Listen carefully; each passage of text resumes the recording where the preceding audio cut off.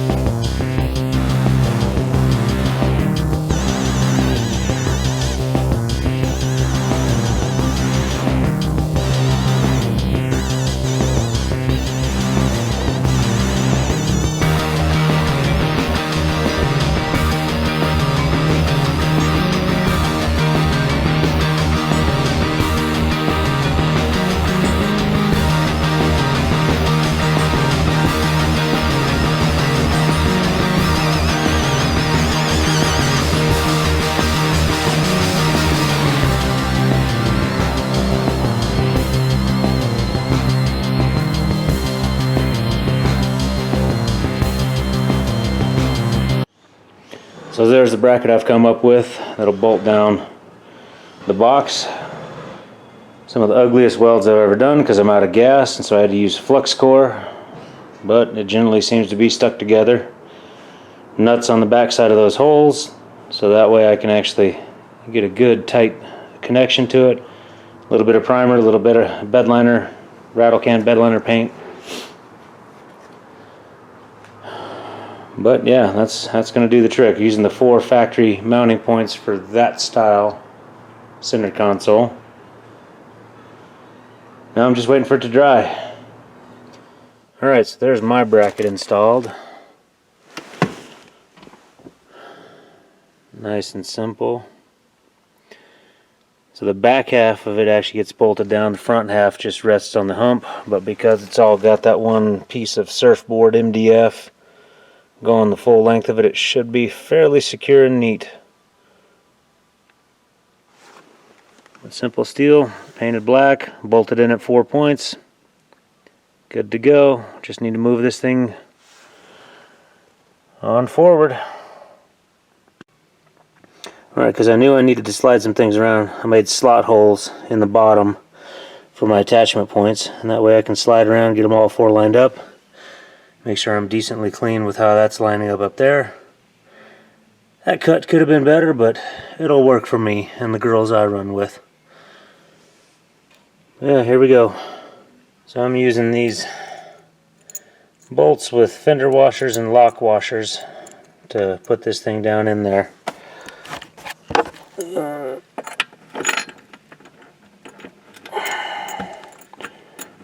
I'm not so sure how well this will go with just one hand, so y'all will see the results in a second.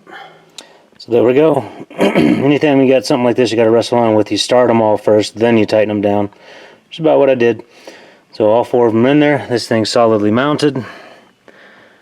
Now there's probably a whole nother day's worth of work to wire this thing up and make everything work the way I want it to. Switch panels, all that kind of stuff. Alright, so I've got strip LEDs up under here. And I'm going to I have a set on the back side bottom down there. Already wired up before I put the console in, so now I'm using this. I've got some 16 gauge speaker wire. Nice stuff from Install Gear. Red and brown, nice and easy to tell. All my heat shrinking made it hard to shove it in there, but I'm going to use that factory connection I salvaged out of this to make that so where I can disconnect everything easily and pull this console out if I ever need to service anything in there. But it all ties up right in here. The factory underfoot light cab thing, can you find it? Where is it? Metal tab right here. This metal tab is where the factory bulb went. I ditched that and put the blue strips in. There's an orange and a white wire for those. The white is ground, like a lot of marker lights and things like that. Orange is power for the lights, and orange generally interior to the cab is going to be a lot of your accessory power. So that's what I'm going to work on.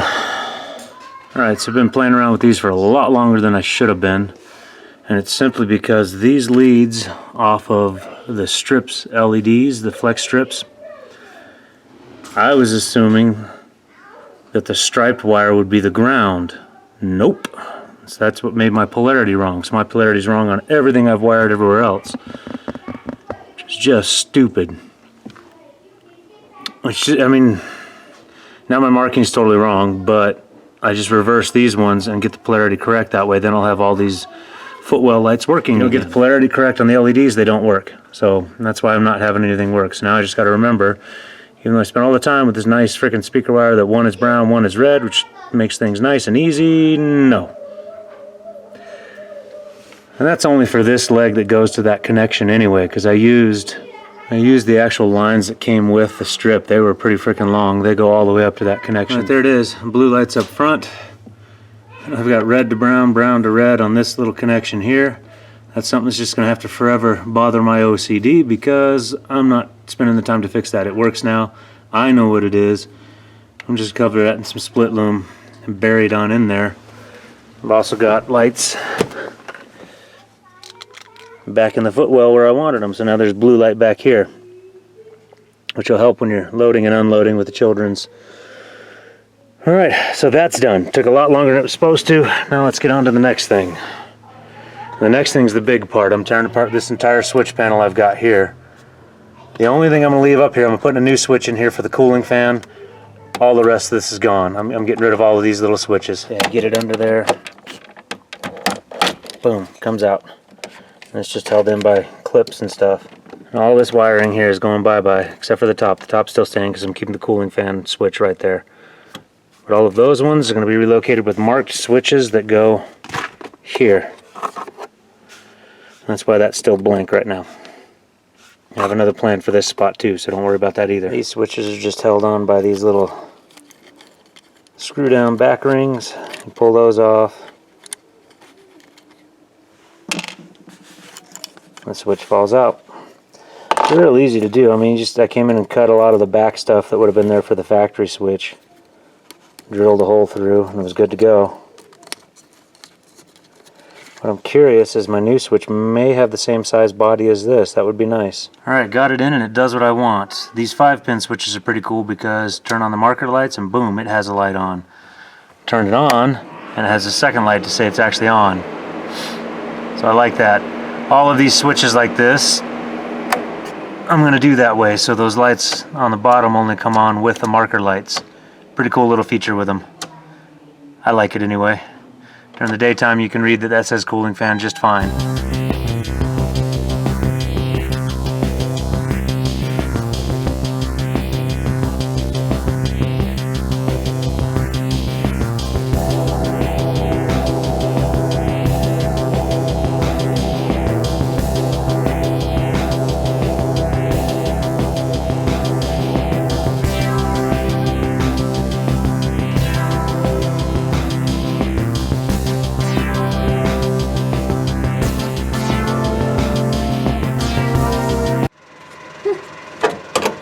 point is now there, solidly, as a good ground point. See that?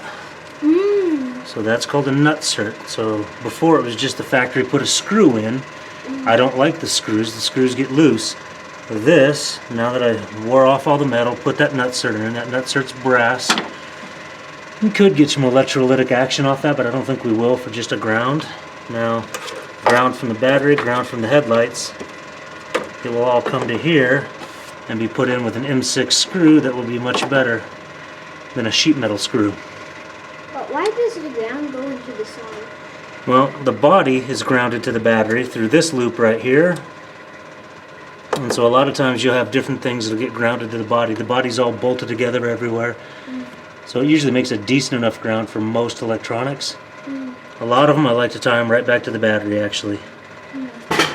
And by using this point, I will be tying them back to the battery because this cable goes back to the battery. You see? What cable goes back to the battery? This one right here. Oh. That's on the battery's leg. And so by connecting them all to that, the battery is grounded, the body is grounded, all of it's grounded together. You want everything grounded together so your electricals work correctly. Does it make sense? What happens if there's no ground?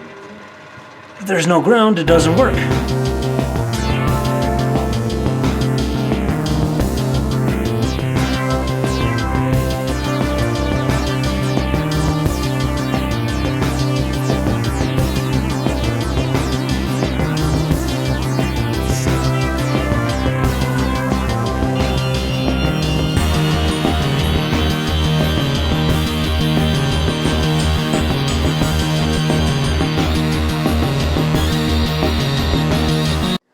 Take one of these switch panels. If you get one that's pre-built, I did not, but if you get one that's pre-built, it'll be wired a lot like this.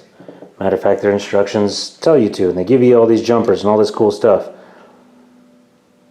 That's fine. That's okay. It's basic. It'll get you there, because then all you need to do is actually have one lead that goes out. That's these ones to whatever you're switching, light bar, fans, whatever. And then all you need is power and ground to get into the switches operating. These switches have more function than that, and I want more function than that. Meaning, don't jump here. Get that tied into your dashboard lights. So that's tied into your dash lights, your marker lights, so on and so forth. That means the switches will light up. Bottom part of the switches will light up. Down here, these won't light up until they're turned on. So you can have those on, so you can see those at night, and you can see exactly what it is you're trying to push. You get more of a, I don't know if you'd call that a factory operation, but more of a factory operation, I guess, so that the labeling lights up separate from whether or not the actual switch is on. And that's what I'm going for, so I'll be tearing this apart now that I know that. And so I won't need any of these jumpers. I'm going to be doing a lot of fun stuff here. Alright, here we go. Okay, there we go. There's my way of doing it. And of course, their wires are like little 16 gauge wires probably. I bump up to 14 just because that's the way I am. Doubt it really needs it here, but I've got rolls and rolls of the 14 gauge. So what I've done is all the browns are my ground, the red is the power, yellow is the marker lights, and green is my convention for switch leg. So that's what switches on the relays that switch on whatever device, and in this case it's all lights. So whatever light I'm looking for in there. But yeah, there's all of that. I'll leave these tails on there. I'll figure out how to hook them in, because I will use different weather pack connectors and things so that I never have to mess with this again. This can stay exactly as is. The disconnections will happen out here. And that'll make it easy, if I ever have to pull that whole center console, just slide it back if I got to service anything up under the dash. You just disconnect all those little weather pack connectors and then slide her back. Well, after you unbolt it, but yeah.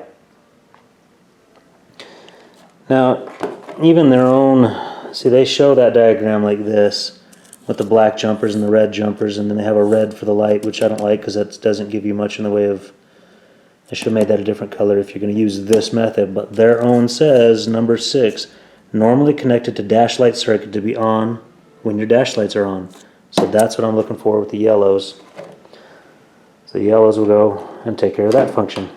Well, yeah, there we go. Okay, so I spent all that time wiring it up that way For you, it might work if you're doing a basic installation and starting with scratch for all the different things you want to put on your truck.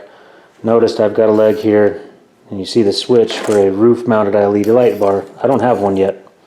I will eventually, but I'm building it in there for the future, so that leg will be there to turn on the relay for that. For my system, the rock lights, they're not on a switched or an ignition hot circuit, so they're on all the time. I like that function to be able to have those lights on if the truck is just sitting. They're LEDs, they don't waste a whole lot of power very fast. I also have a green leg for my fog lights that goes out to switch that relay. I have blue legs for my off-road lights, marker lights that'll go into that system. Ground is pretty obvious as it's brown. I'm missing one leg. I need a white leg here for power. And that ends up at that point just powering the charger port there. But then that now matches everything I've done to this point to give me the same function I've always had. So you can see I had to bridge this one back into there because I want my fog lights to only operate if the marker lights are on. If marker lights aren't on, I don't want them on. Off-road lights, they only operate when the high beams are on. So you see those are bridged there and there to the high beams, and there's a leg that goes. And I used green for the high beams because in GMs, a light green color is your high beam in the GM wiring. So hopefully that's got you thoroughly confused. It now makes sense to me, and it's not going to work the same way I had everything working before, just all in one switch panel on the console. A lot of work. If you want to keep it simple, go back to the previous little segment where I showed you how to do that, where you basically only had a couple colors of wire. Alright, so there it is. Heck of a lot of wire I'm stuffing back in here. I've used the weather pack connectors, a 4-way for off-road and fog lights. Probably could have gotten another one of those and done these ones instead with 2 4-ways. That would have been good. The only thing I have left is that spare for the light bar if ever I go get one for the roof someday when I build the rack. I'll have all kinds of lights up there.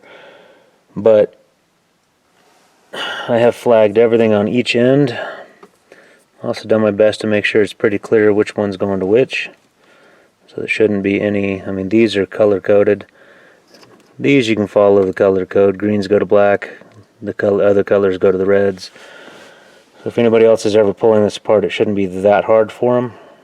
The thing that comes to mind here is I may need to be investing in some Tessa tape, because I may get some rattles out of this stuff. I may want to wrap this with some cloth tape. Alright, so I did find space back here. 2 of those brackets. I like these bracket style relay connections. You can see all the wires coming in. I've got a whole kit where I can put my own wires in. I'm not worried about what they come with sometimes when they're pre-mounted. I can pull the relays without messing with the bases. The bases are put in with 2 screws, hold them in pretty securely. Cleaned up a lot of things, labeled everything. Got everything all cleaned up in here, and this will sit behind that where it's a little bit more protected. I'm about to hook up the batteries and find out does everything work. Okay, so I hooked up the batteries a couple hours ago. Had some errors and anomalies. The rock lights, that light was on. Not supposed to be that light on. That was a simple enough fix. I just need to switch the white and red wires that I had back there so they came in the right way, so they worked. What was not working was I was getting none of my accessory lights like that to come on. I go ignition hot and boom, I get 12.5 volts just resting. So cool, I've got power there. I've got power back here. Fun thing is you can actually turn those off. So those actually are power buttons right there. So that's kind of cool. But this as well has USB ports, and they're supposed to be the fast charge port. Notice when I'm running around, it gives me 14.5 volts out of there, so that's pretty cool. Fog lights weren't working, a lot of the other stuff, this stuff wasn't working, which told me I had something wrong with that circuit, which is the marker light circuit. Dug into it, and this is why I spent so much time putting flags and labels on everything, so I remember what I've done here, because there's some of these colors that are repetitive that I've used, so the labels do help. I mean, aftermarket wires, you only get so many colors. what I had done was what I thought I was tapping into marker lights. I was actually tacking into my ditch lights that are out there on the mirrors. So I rectified that. These obviously work. And so now, can you see this? Fog lights are on. And so that lights up like it's supposed to. Now green was the closest I could get to yellow. Would have preferred a yellow switch for the fog lights so they stand out from everything else I'm doing. Blue lights just to match my whole blue theme I got here, but I did want that to stand out. So just peripherally speaking, I can tell if that's on just because the glow is different. One of the other things I've got a problem with, so that turns on. Notice that's not on yet. I flick the high beams, boom, it turns on. I can hear that relay throwing out there under the hood, but I'm getting no off-road lights. That's just my 4 aux beam lights out there. That's just the low beams, high beams and low beams. So this works like it should. Funny thing is, that one will too. Nah. But I've got something else going on with that circuit, and that's something I need to investigate. I did change the grounds for those off-road lights, but there's something else going on. I need to spend some time investigating why I've got no lights out there. Something. I've got some corrosion somewhere that snuck into there somehow. Probably I don't know where. But I got to go through that whole circuit and figure it all out. But I am happy that this works. Fog lights work. These things, this switch panel works the way I want it to work. Cooling fans, same story. Hear those spin up. But that's on and off with. They'll spin up even without that on. But yeah, I like that whole function. I like that about these switches. I'm probably about ready to end the video right about here. And you're probably thinking, hey, wait a minute. What about the elephant in the corner? No, I haven't done the subwoofer yet, and that's going to be the next part because that's going to take a whole nother day of work. It's easy enough, but I got to pull this chair out, and then I got to do a whole new amp rack there for both of the amps. And it'll be simple enough just to hook into those 2 terminals down there. But like I said, that's a whole nother day's worth of work. Probably do that next week. We'll see. We'll see when I can fit that into the schedule. But for switches, getting all your accessory switches there, that's a nice little panel. You got enough room to do 7 wide, but I can't find a 7 size panel for the life of me. I can find 6s, but what do I need 6 for? I say 7 because I'm thinking lockers, but this may stay here. May be that way. I don't know. We'll see. Hope you've gotten a lot out of this so far. And I hope you're figuring out that there's some things you can do on here that the instructions talk about, but they tell you to wire differently, which is kind of dumb. They give you these pre-terminated things, but you can do something different to make it work that way. So, I know I didn't show everything I do as far as wiring goes, because that would take way too long, and there's just so many things that I've learned over the years. Ask questions if you got them. I'll answer what I can. But otherwise, appreciate you coming along this far, and we'll catch you on the next one.